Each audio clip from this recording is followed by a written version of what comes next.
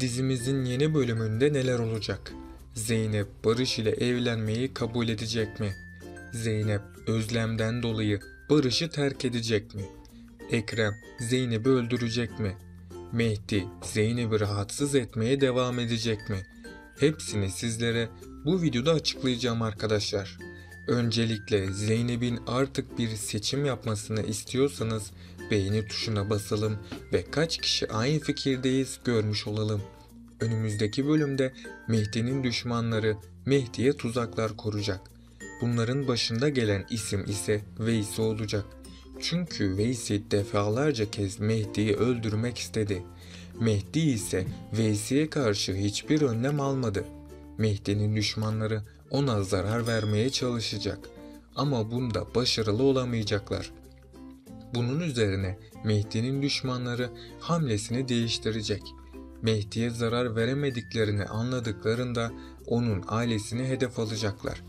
En büyük tehlikede olan kişiler Nuh ve Zeynep'tir.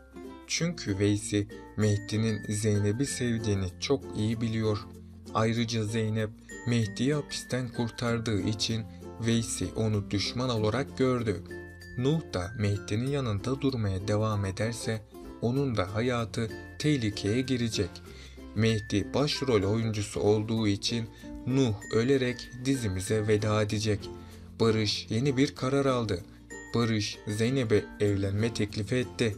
Zeynep büyük ihtimalle Barış'ın bu evlilik teklifini reddedecek. Ama sonrasında Nermin Zeynep'e yardım edecek.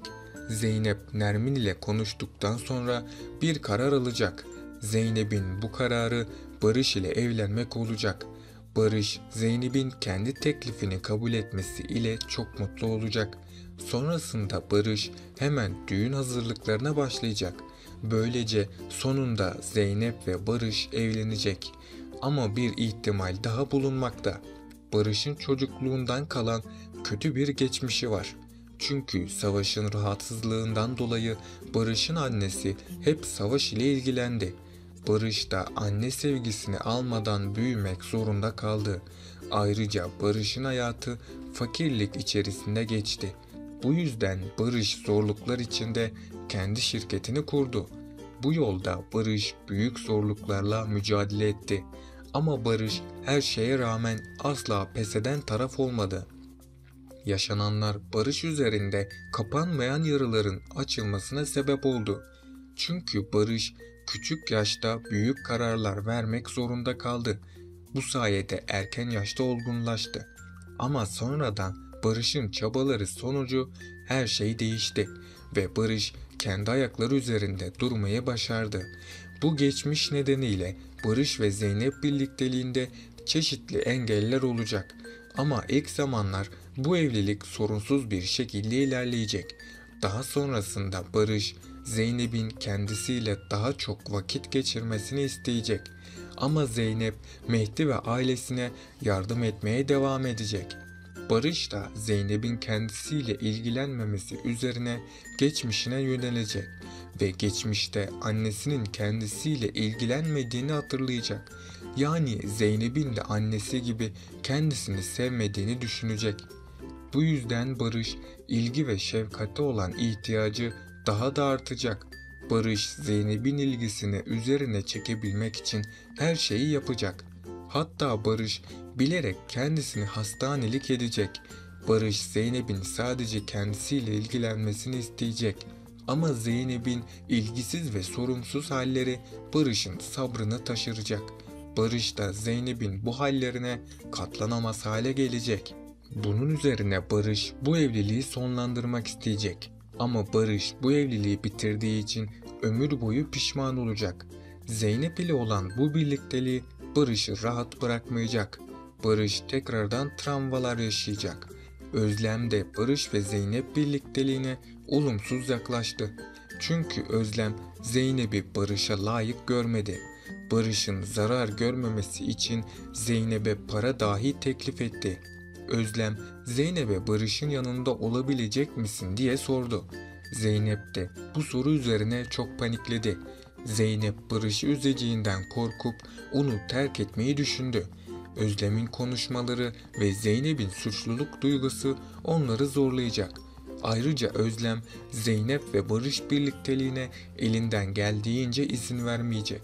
Özlem, Zeynep ve Barış aşkının önündeki en büyük engellerden birisi olacak. Peki sizce Zeynep Barış ile evlenirse daha sonrasında pişman olur mu? Aşağıda yorumlarınızı bekliyorum.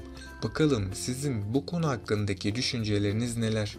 Mehdi'yi hapishane hayatından kurtaran ve ona işbirliği karşılığında zengin ve özgürlükçü bir hayat vaat eden Cengiz'in gerçek yüzü yakında ortaya çıkacak. Çünkü Cengiz aslında Mehdi'nin babasının katilidir. Mehdi baba dediği bu adama güvenerek yanıldığını henüz fark etmeyecek. Böylelikle Cengiz Mehdi'ye iyi bir insan gibi görünmeye devam edecek ve hayatını karartmaya çalışacaktır. Öte yandan Zeynep'in kararı ne olursa olsun Barış'ın şirketinde çalışmaya devam edecek.